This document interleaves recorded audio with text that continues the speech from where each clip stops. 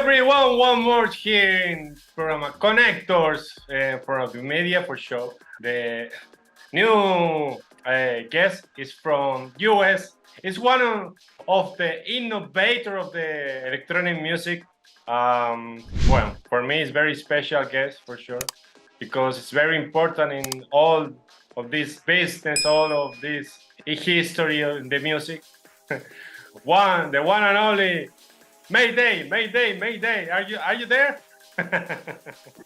Yes, I'm here. I am here. Hello, my friend. How are you? Derrick May. How are you? You have been trying to make contact with me for a long time.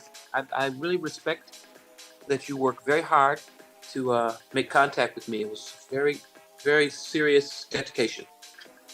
Yeah, because this is my work, right? Bravo. Because you are ese de puta madre. Well, it's my passion, talk with the other people, make this type of electronic music, or type of music, But, well, I need to talk about the beginnings. Why you create the electronic music? Why? Oh, wow. It was yeah. It wasn't just me. The program is for philosophy. It's philosophy.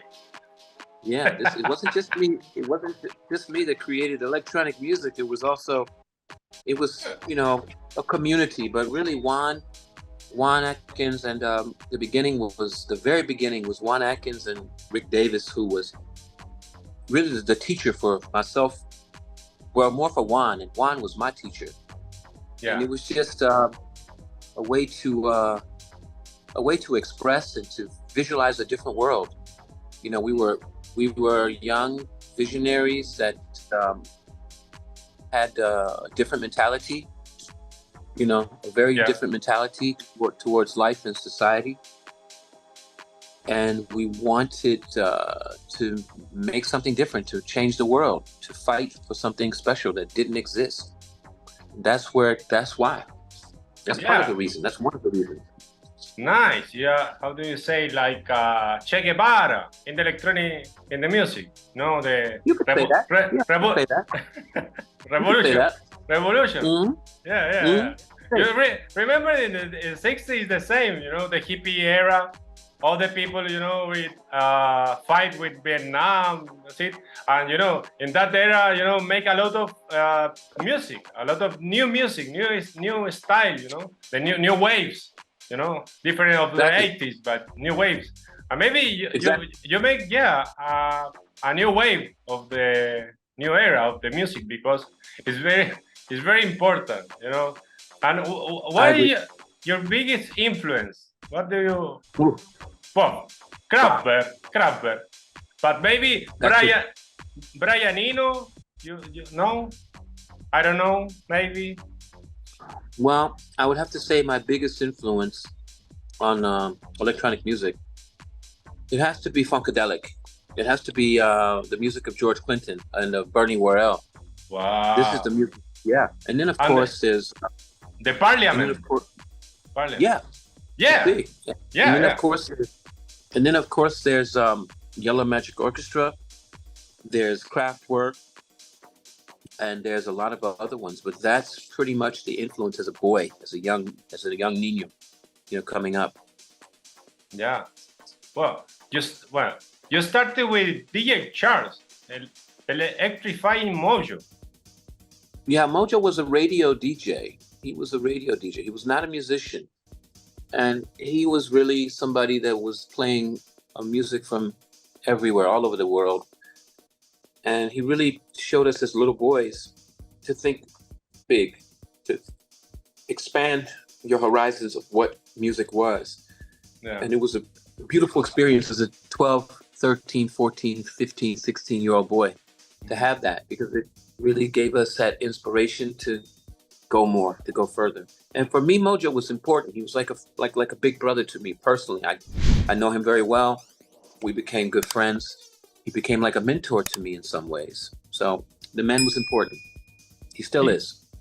He's a classmate of you, right? No, no, no, no. Mojo is like the age of No, but DJ Charles, DJ who? DJ Charles, your friend. Mojo? Yeah. No, Mojo's the age of my father. He's 80 years old. Ah, wow. Yeah. I understand. Yeah. Mojo was like a mentor, like a big brother. Yeah. And we were children. We were children at the time when he was on the radio, and we were listening to him as kids. It's like Michael Jackson and James Brown, the same. Yeah. The man. Not really, but yeah, okay. Not really. Not really, but okay. Oh yeah. Oh my God, I love this. Bro, but can you tell the people if is through this history you sell a drum machine to Frankie Knuckles? Is a true history or is a Google history? Say the truth. No, it's true history. It's you can see it very easily if you go and you put in Frankie Knuckles, Derrick May sell Frankie Knuckles 909. Up comes the video where Frankie Knuckles is saying this on the video. Yeah, it's there. It's there. Everybody can see it. Yes, I did sell Frankie Knuckles the 909 drum machine. Yes, I did. And it's there on video for all to see. It's very easy to find. That is great, Steve, because you know you're the innovator of the techno music from Detroit, and you sell the guy of the innovator of house music. No, not the innovator of house music. Just a plumber, an electrician. You know, a guy coming with here. You did this. Yeah. No, so I'm not the. Don't say that about house music. No. Red card on you. No, that's crazy, but it's very important, you know, because in the past, all the that type changes, you know, change. You know, you with the drum machines, you know. What do you think about that? For sure with the technology, yeah. Well, I mean, you know, it was the beginning of the future when we first make this music, and we were not the first people to use the drum machine, but we were the first people to use the drum machine. Africa Bambata, right? Yes. More like Arthur Baker. Arthur Baker was more. Yeah. He was the creator of the music. Africa Bambata was the voice. He's from U.S. Yes, he is. He's from New York. Nice. And it was more of him. It was more of Arthur Baker that really made the music. So Arthur Baker comes along, and then a few years later, we came along. But we were doing something very different. Arthur Baker was doing more of a kind of a electro dance music, and we were doing something more that was much more purely electronic. And there was, of course, the house music scene in between. So those were three major explosions for this music in America that went around the world and changed everything. Yeah. And how did you meet with Juan Atkins and Kevin? Because you have a name. Yeah. Belleville Three. I've known Kevin and Juan since we were 12 years old, since we were boys. We went to school together from the very beginning. So we became friends when we were really, really young, and we remained friends all of these years. We still remain friends. And that's it's a very close relation. And you know what it's like to have close relations with people. Sometimes it could be like almost like brothers. Yeah. So it's good days, it's bad days. It's good days, it's bad days. But mostly we can talk, we can support each other, and we can work together if we need to one day. The Belleville Three, which is something that a lot of people want to see that. Yeah. Well, can you tell about that years? You know, do you remember when you start that in the production? When you start in your first tracks? Yeah. Wow, you're talking about 1987. You were not even born yet. You weren't even born. No, You I'm born in 85. Wow. The same year of Back to the Future. The same year. Amazing. So yeah, we were. Yeah, that was the first years of making this music. But for Juan Atkins, it was 1985, 84, 85 was his first record. Actually, no, it was before that. It was 1981 was the very first record of Juan, and I was Juan's protege, his student, at that time. I was watching and listening and learning all that I could. And Rick Davis was his teacher. Mm-hmm. So it was a process where we were all teaching each other and just learning slowly from 1981. Wow. It's a long time ago. Wow. Yeah. Wow. That's impressive.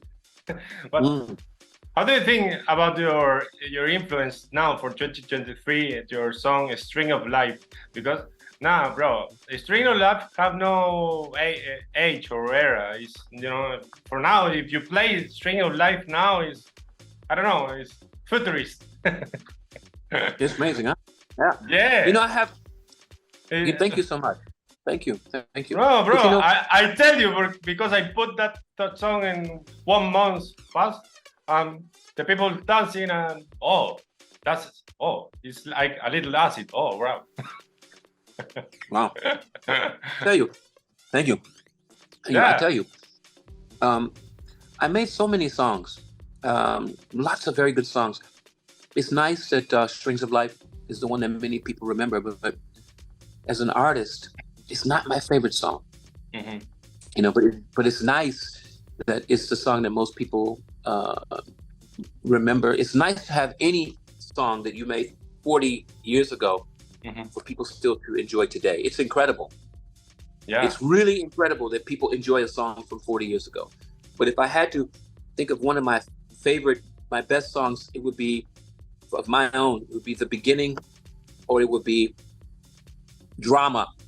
These are the songs that I really feel like were moving into a different direction musically. I was going somewhere. Chaotic Harmony. These are special songs. But you can never choose what the public is going to enjoy. Yeah. Well, for now it's Spotify.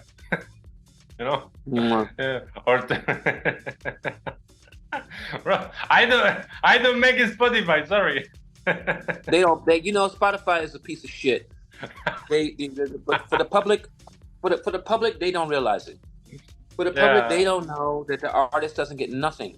I mean, really, seriously, the artists people pay every month to have their Spotify account. Yeah, I don't pay anymore. Just I pay YouTube for me. Okay, but for the people that pay Spotify, they don't realize the artist gets none of that fucking money. None of it. Yeah. No, the people it's a joke. Pay for. I think the people pay for the brand. The people now in this era pay for branding. That's it. Not for the product. For brand. Oh, I have a Spotify. Oh, I am better. I am better person. That's it, man. That's it. Yeah. When you go into a Starbucks, it's the same if you have a Starbucks or Spotify. It's the same. It's the same. Cool. That's it. This is the era. If you go to Starbucks, I never speak to you again. Never. Leave me alone. Fuck you.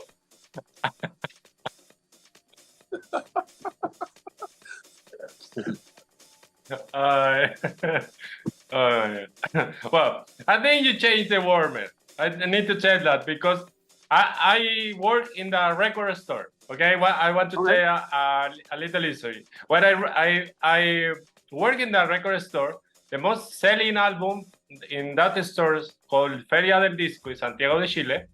Era Luis Miguel. Luis Miguel is a singer from Mexico. He sings like Julio Iglesias. It's like ballad. That's it.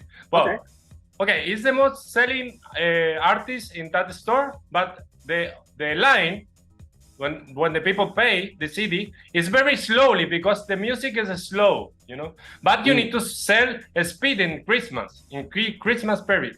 Okay, I check with the record store guy and I tell, bro, put the techno music. Put the techno music. And when I put techno music, bro, boom, boom, boom, boom, the people buy more speed, man. That is your fault. That is your fault, man. Because now the history is more speed, technology, you know, boom, boom. I think the music influenced that for sure, man. If you cooking with soul music, with romantic music, you cook very slowly, more relaxing, or like a reggae. But if you cook with techno music, bro, for sure you're cook more with, no? What do you think about that? I agree totally, 100%. Yeah, and you have a very good mental towards this idea. This is exactly, you think the right way. And in the record shop, the shop where you're working, bro, the owner's like, I send more CD, bro. Good, you should. Good. What do you think? What do you think about that? The electronic music. No, the electronic music, you know, change the world because for the speed, you've 188 BPMs, bro, 130 BPMs, you know. Well, you know, I think that a lot of dance music, some of the music now, I think it's almost like some guys really make shit electronic music are trying to make it super fast because it sounds better like that. And I think that it's kind of disrespectful to drum and bass artists. Yeah. That use this tempo. They use a 180, 160 tempo in a very good way with very good music. Yeah. Good production. Super excellent production. Yeah. You know, DJ Marky, DJ Marky.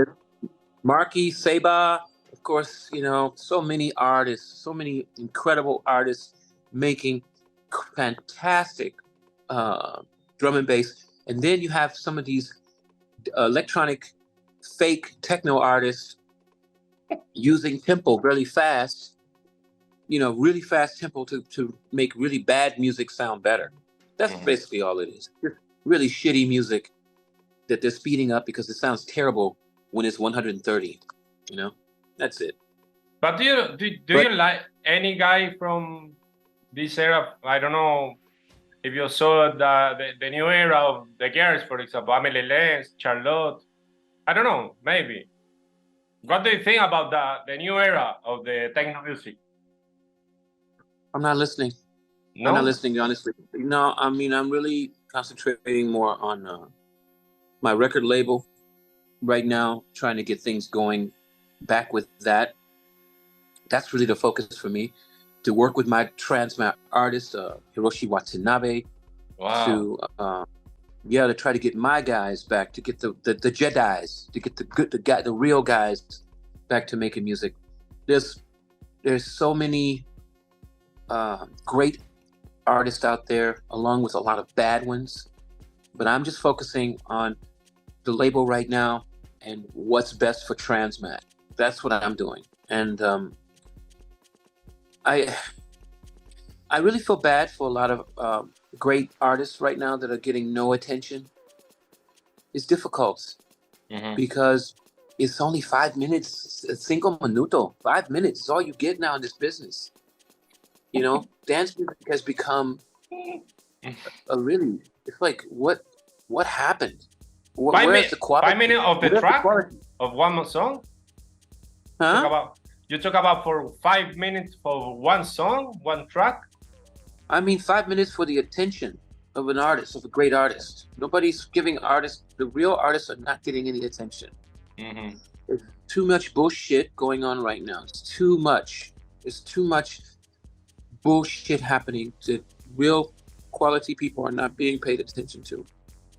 But why you think that? Because I don't know, in the past, you know, I don't know what saying the people from the new age of the 80s about the new techno music, you know, because now you have a very different type of electronic music, you know, dubstep, techno, hard techno, I don't know, but you know,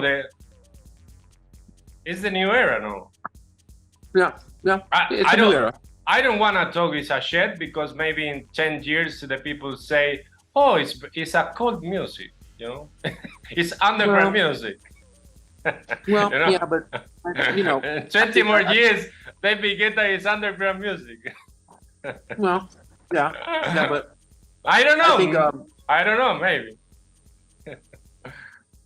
Well, because Africa Bambata in the 80s, you know, is not underground music. It's not the cool music. It's popular music. Africa Bambata, you know, he said for sure. But now, if you talk with the new DJs, who is Africa Bambata? Anybody knows who is Africa Bambata, you know? For me, it's like, what the fuck, man? You're a DJ, man. Africa Bambata is very important. Like you, like Derrick May, like Juan Atkins, you know? This is the reason of this program, you know? If you are a painter, for example, you know? Picasso studied a lot of Velázquez, for example, you know? That's the reason. But I don't know. Well, this is in my opinion, yeah, I think that time is always the real story of art, whatever it is. You know, if it's painting, photography, music, sculpture, whatever it is, time is always the truth of every piece of art. That tells the story of a generation. It tells the story of a moment in time that was very important to society. So I believe, you know, there's truth to what you say. There's a lot of truth.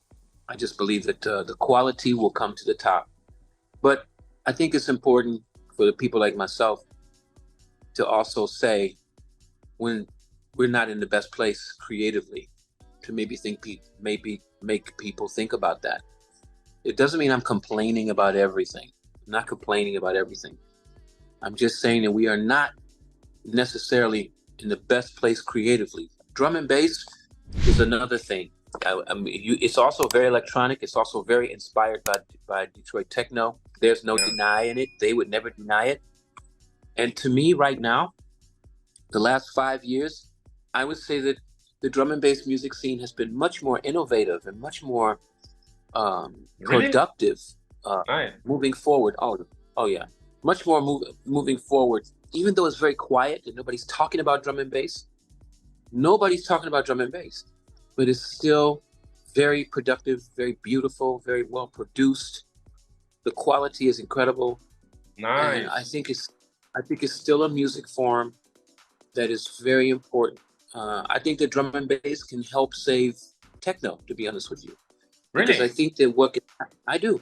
I believe that drum and bass has the ability to make proper Detroit techno artists realize the music is more important than the fame. The music is more important than the attention. The music is more important than the money. Yeah. This is the situation now, you know. I think the audience is, to me right now, the audience is really stupid. Mm-hmm. They scream at every, it doesn't make a difference what's playing. To me, this is the time when, as an artist, it's very easy to believe that you are at your greatest point. It's very dangerous as an artist right now because the audience is so excited and they don't know shit. And it's very easy for you to go home and believe you've really done something special. So I think what's happened with drum and bass and what's happened with some other artists around the world that have made some great music, it's good for Detroit artists to realize it's time to stand back and then go back at another level. That's my opinion. For sure, it's very important that because in this era I don't know what happened, you know, for the technology. I want to talk about the technology. how many DJs now make music with AI, bro? I don't know. Well, I checked with Luciano 2 days ago. Well, he told about that. Yeah, the new generation have the new technology, new software with AI, and now you don't have like in the past like techno music, Detroit music, Chicago house, whatever. Today now it's impossible.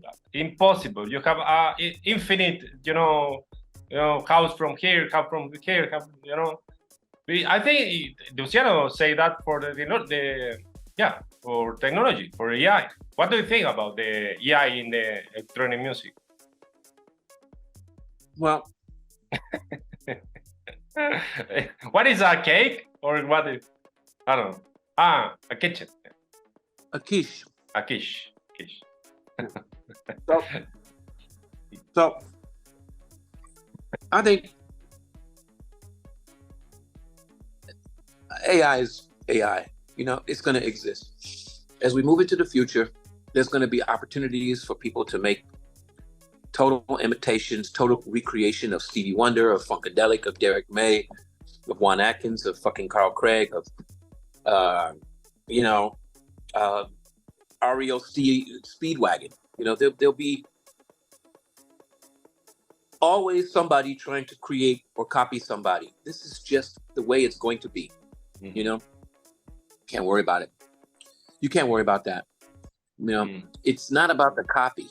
It's about this. Yeah. And people, not a lot of people maybe will understand that in the beginning when they're trying to recreate music. They'll just be thinking about the opportunity to sound like somebody else. Yeah. But it's all about this. It's all about this. And if you don't have that, I don't care what kind of technology you have. Well, I really, it's very interesting you say that because I don't know. For example, Daft Punk is the king of sampler, right? Well, he take a sample for everywhere, but with that sampler he make a new things. That's the innovation, and Daft Punk have a very particular sound. But that's the different. If you take that and make anything, but you say that for just a copy, no, I think it's not the way. Yeah. No, I mean, there's always going to be somebody trying to make a duplicato, a duplicate. Yeah. You can't stop that. We can't worry about that. AI is going to exist. AI is business. Yeah. And there are more people in this world that want to be to make a copy than there are people that want to be original. It's just life. I mean,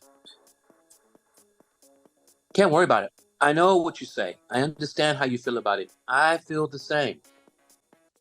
But you cannot find yourself concerned about this. Otherwise, you will become emotional and you will lose time worrying about stupid fucking people doing stupid things. That's it. Well, and now, Derrick, your projects for 2024, your next years, new music, maybe a tour, gigs, I don't know. Yeah. What's the future for you?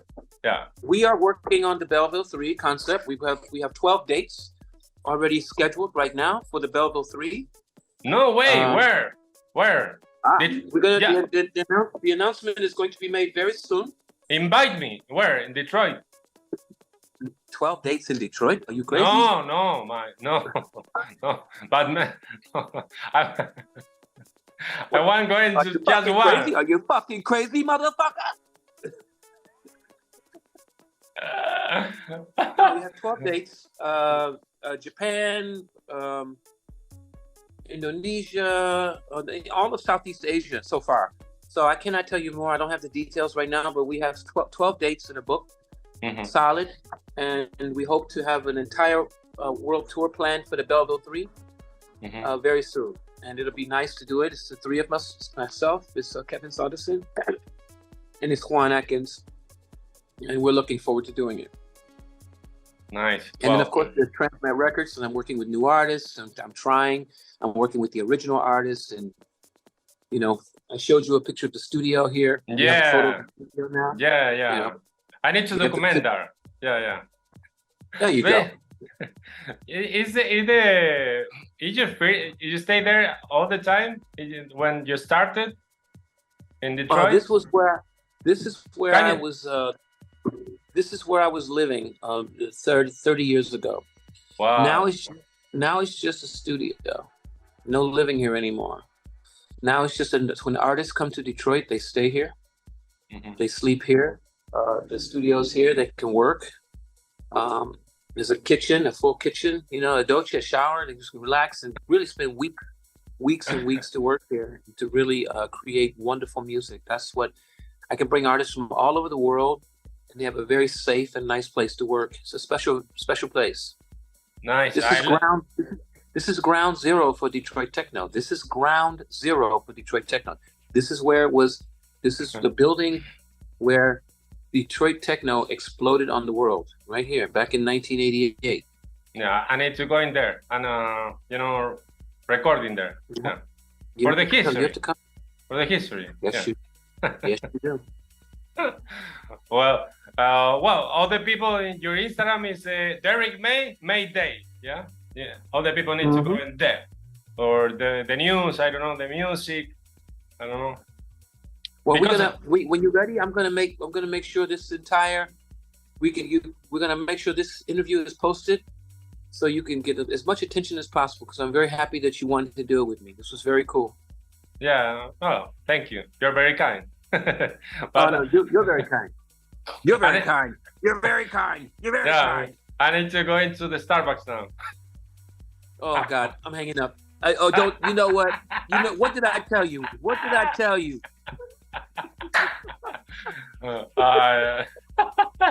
Well, thank you so much, Derry. Thank you for staying in this space, because the way of this program Connectors is that connect with all the DJs, and the DJs talk about the music for the generation, the people going to the raves, the party, because the party and the raves have more than drinks, more than drugs. You have history, you have work, you have innovation, whatever. This is the way of this program, for sure.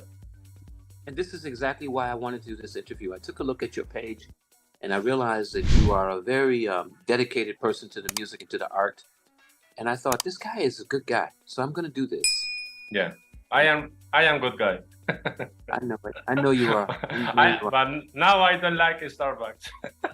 Good. You are the puta madre. You are the puta madre. Okay. Well, thank you, man. Ciao. Good to see you.